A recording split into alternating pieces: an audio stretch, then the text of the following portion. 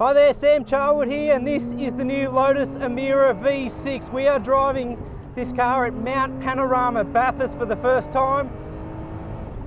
It's a left-hand drive model, so just something extra to get used to around this 6.2 kilometre circuit, but really keen to let you know my thoughts on this new vehicle, the last internal combustion vehicle from Lotus. It's great, in a word.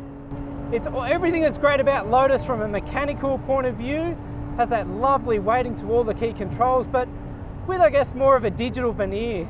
Still the same power-assisted hydraulic steering, but everything feels really well weighted. The front end in this car is razor sharp as well. Really great when you're scaling the mountain. You come to this place in plenty of, higher powered supercars, but it's so nice to be here in something that is so light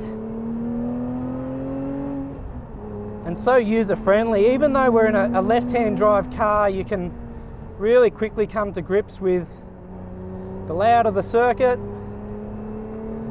Excuse me, we're just going past a car, but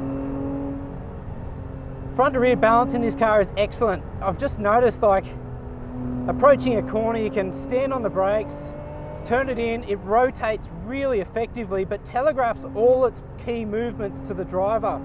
There's not many cars you can jump in, especially a left-hand drive one, and feel so comfortable in straight away at a place like Mount Panorama. It's a very daunting circuit.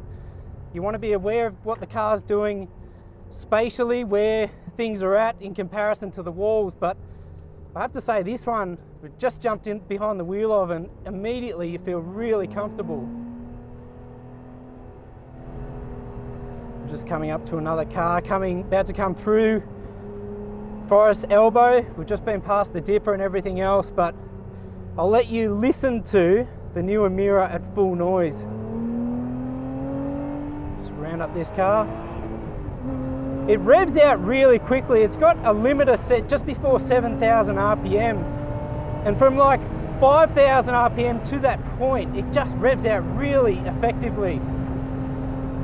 Down Conrod now, 230 k's an hour really quite easily in this car, and that's in 5th gear. I'd love to see, with a bit more time at the wheel, just how much speed you could extract from it.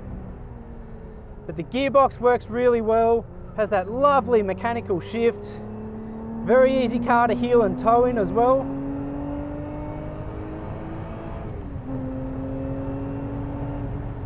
Coming up to the 100-metre board for the last turn. Yeah, for me, a car that just instills confidence. Just the lightness of it, the power delivery is smooth and effective. This is a lot of fun. What a great car. It's a nice evolution of the Lotus Brief. As I said, mechanical, balanced, a lot of fun, but just with, I guess, a little bit more of a digital veneer. It feels really tied down to the road. And from a driver point of view, I feel like it feels you feel a bit more secure in this car compared to Lotuses of old, which they can leave you feeling a little bit exposed. This feels like a real evolution of that. Great feedback through the steering wheel. It's so cool to jump in a car with genuine feeling and feedback, but it's what Lotus are renowned for, and the expectation was that they would uphold everything that is great about the brand. Coming up through the cutting, plenty of torque available from this engine. It's the Toyota sourced V6, bit of a known quantity really, 300 odd kilowatts, 410 Newton meters. It sounds fantastic. We're told that this isn't actually the final specification exhaust, but even as a pre-production car, this one feels fantastic.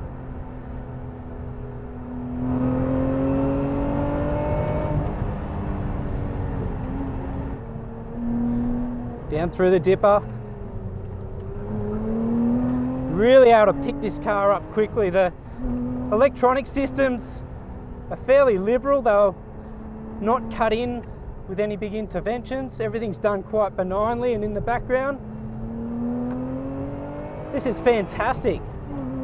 It's a fitting final farewell to internal combustion power for Lotus. It's been such an integral part of the brand for so many years.